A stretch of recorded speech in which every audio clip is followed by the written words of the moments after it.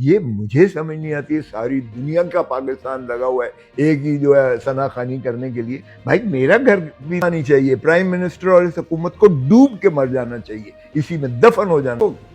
Agenda ہی ایک تھا کہ تحریک انصاف کو ختم کرنا ہے، تتر بتر کرنا ہے. اب بھی جب تک عمران خان اللہ نہ کرے ایسا پھر سانحہ ہو، ہم بہت سانحہ سے گزر چکے ہیں، لیاقت علی کی شہادت سے لے کر ہم بہت ایسا کر چکے ہیں.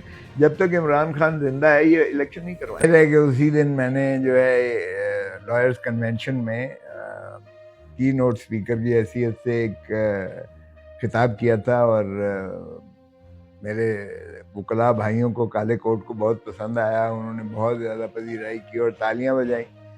اور جن کو پسند نہیں آیا وہ جب میں گھر واپس آتا ہوں تو وہ اپنا اس سے پھول جھڑیاں برساتے ہیں فائرنگ کر کے.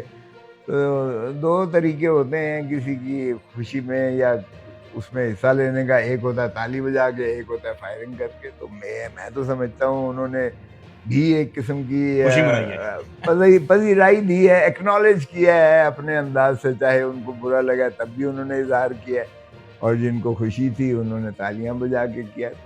تو گئے تھے کہ کیسز جو ہے ایسی ارجنٹ نوعیت کے ہیں، اس میں جو ہے ایجنسی انوالو ہے، اس میں ایک بنیادی حقوق 25 کروڑ عوام کے متعین ہونے متاثر ہو رہے ہیں.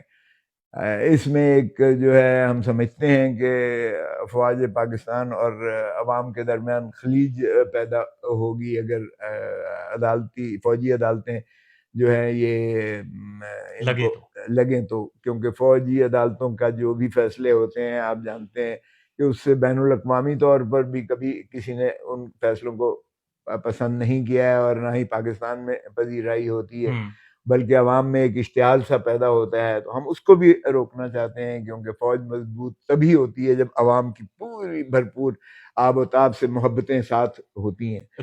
تو